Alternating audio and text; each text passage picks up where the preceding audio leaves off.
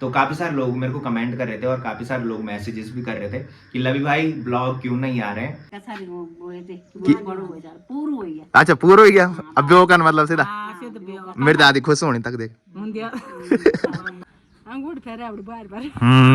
सोना की दी ली तब मानो मैं कि मैं खुद जहर खा लूंगी भले और एक कागज पे लिख दूंगी भले मैं कि मैंने खुद ही जहर खाया। पहले बहुत सारे लोग उस सामने वाले घर में रहते थे और हम यहाँ पे खेलते थे, वो वहां से देखते थे और काफी सारे बुजुर्ग लोग यहाँ पे बैठे रहते थे। आराम से जाना है ड्यूटी तब है।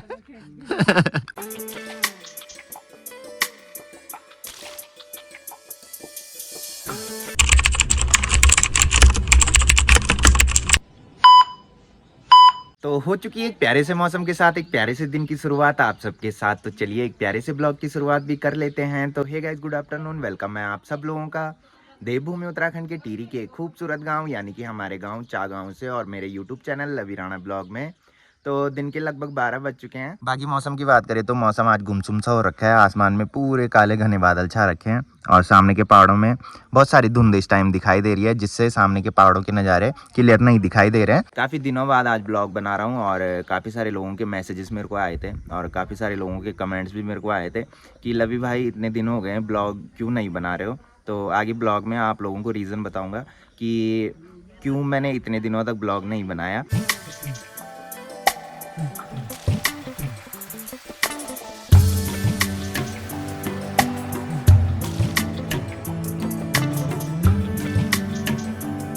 तो अभी मैं घर के आंगन में आ चुका हूँ और आज मेरी दादी की दो दोस्त यहाँ आ रखी है भाई। ये देखो ये सब लोग यहाँ पे बैठ रखे हैं। दादी प्रणाम। दादी प्रणाम। ठीक ठाक कने भाई तुम्हारे दर्शन आज है दादी।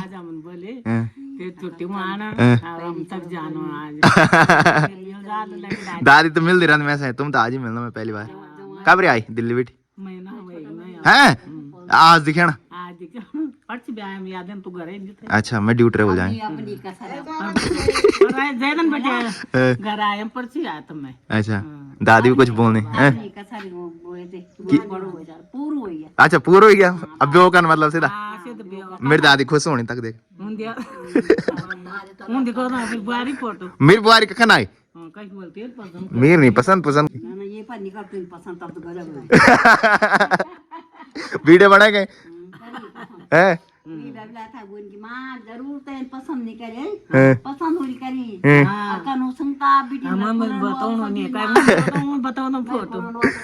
दादी बता रही है कि बुड्ढी बोल रही थी बल्कि उसने पक्का पसंद कर रखी होगी लड़की। ना ना तब मैं अगला साल भी कर लू पर तुम पहुंच जान खाचारम लिखोल तुम्हें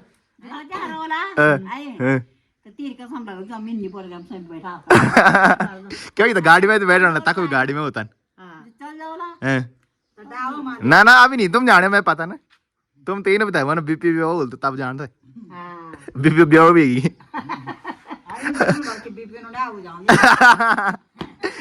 अरे बीपी ज्यादा नोड़ा देखा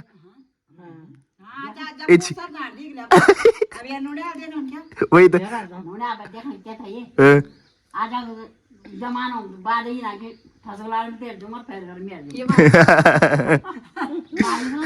बाकी दोनों दादी यहाँ आ रखे और दादी ने इनके लिए पत्यूड़ बना रखे हैं भाई।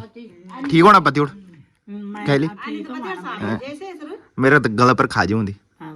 अरे यार मेरे गला पर खाजी होंगी चिकोल में खूब तो होना दाद से पता नहीं था तुम आना आज। अच्छा फोन नहीं करता तुम दगड़ियाणी आपस में बात नहीं करती फोन पर।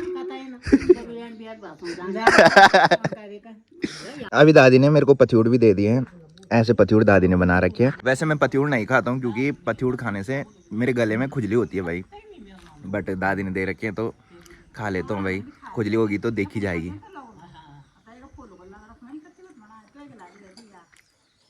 टेस्टी तो हो रहे हैं बट आगे का पता नहीं खुजली होगी गले में कि नहीं होगी क्योंकि जब भी मैं पत्यूड़ खाता हूँ तो मेरे गले में हमेशा खुजली होती है भाई।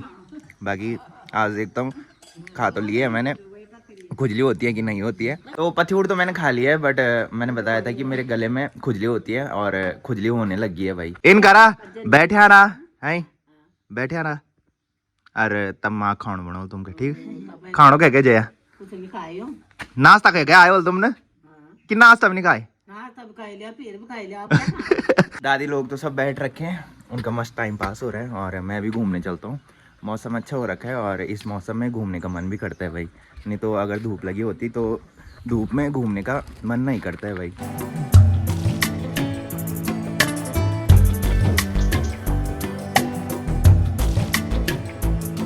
तो अभी मैं अन्नू लोगों की दुकान पे आ चुका हूँ यहाँ पे मुझे चाची मिल चुकी है भाई क्या बनी क्या भी तब जो काम कर दो उनसे इन रहा बन बढ़िया अंगूठ फेरे अब बार बार सोना की दिली तब मानो मैं ये सोना से जा वाला चाची यहाँ पे चाचा के लिए खाना देने आई थी भाई ये बल अपनी मेरे बाहर नहीं कोई ना आ जाओ ये वाला अपनी बीवी के लिए देना बस तो कन सोना की दे दो था सोना से बड़ी लाते ना तब बने पक्का हुआ मेरी बुआरी के ठीक है तब मैं अन्नू बुआरी के बना ठीक है तो सुबह से चाची दुकानदारी कर रही थी और उसके बाद चाची घर खाना बनाने के लिए चली गई थी भाई और खाना लेके भी आ गई है बना के। आपको कब खाना थोड़ी देर में अन्नू से भूख लगी बोली लगान दें तो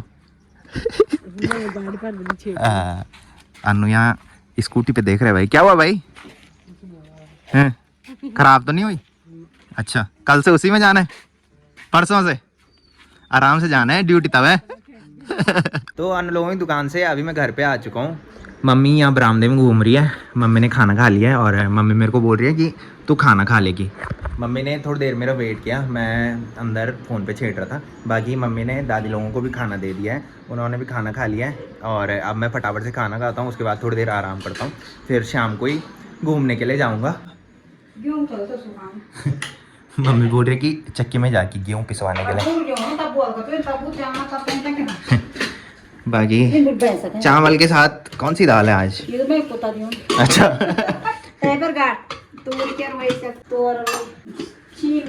अच्छा मिक्स दाल बना रखी है भाई मम्मी ने थोड़ी सी खाना खाऊंगा क्योंकि अभी मैंने पथ्यूड़ खाए भाई और खुजली अभी भी गले में हो रही है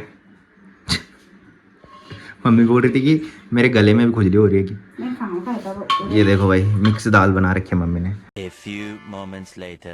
तो शाम के अभी 5:30 बज रहे हैं दिन में खाना खाने के बाद मैं सो गया था अभी जाके मैं उठा एक कॉल मेरे को आई तब जाके मेरी नींद खुली नहीं तो मेरे को भयंकर वाली नींद पड़ रखी थी भाई और नींद शायद नहीं खुलती अभी बट कॉल आई तब जाके खुली। बाकी मम्मी मेरे लिए गर्मा गर्म चाय लेके आ चुकी है और साथ में एक कटोरी पे नमकीन ला रखी है भाई मम्मी की तैयारी कहीं जाने की हो रही है अच्छा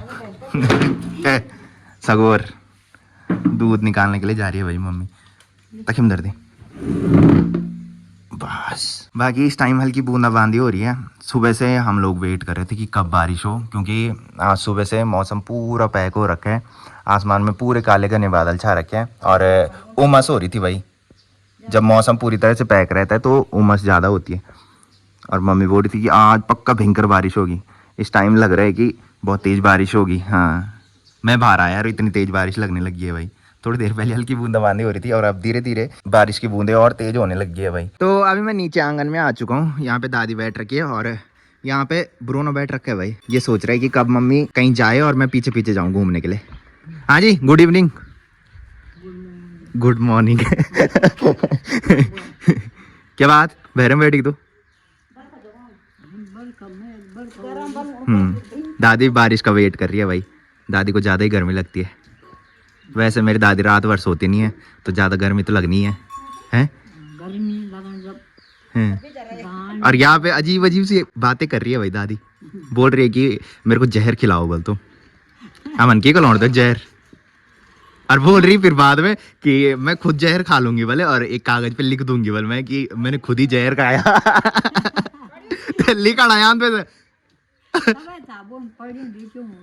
तो जुल्ली खुलो भी ना तैन फिर फसाण हाँ तो जहर खा ली तो हमने फसण बोले यौन खिलाई तब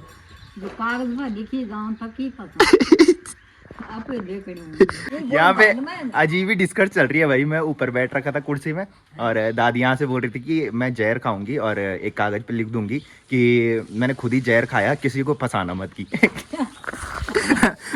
फिर मैंने ऊपर से बोला, मैंने कहा तुझे तो लिखना आता ही नहीं है, फंसेंगे तो हम ही। तो कीने बितने जो तू जहर खाना है सोचने। वो सब बेचने लगे ब्याज नहीं है सब। मेरी दादी बीमार नहीं रहती है भाई। जैसे काफ़ी सारे लोग आप लोगों ने देखा होगा कि बीमार रहते हैं और फिर वो चाहते हैं कि मैं मरूं बोल के, बट मेरी दादी के सिर्फ पाँव में दर्द होता है और कोई बीमार नहीं है भाई, सिर्फ पाँव में दर्द है। और तभी इस टाइम बोल रही कि मैं जहर खाऊंगी की। अच्छा, तब ये कागज पर लिखण दे।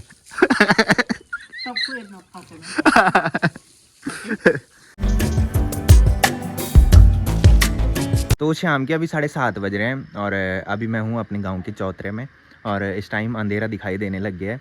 अब धीरे धीरे दिन छोटे होते जा रहे हैं। पहले 8 साढ़े 8 बजे अंधेरा होता था, बट आज इस टाइम अंधेरा दिखाई देने लग गया है। एक तो मौसम भी बैक हो रखा है जिसकी वजह से अंधेरा दिखाई दे रहा है और साथ में दिन भी काफ़ी छोटे हो गए हैं भाई। बाकी ये है हमारे गाँव का चौतरा और जब हम छोटे थे तो उस टाइम यहाँ पे खेलते थे भाई, और अब ये चौतरा हमको बहुत छोटा दिखाई देने लग गया भाई।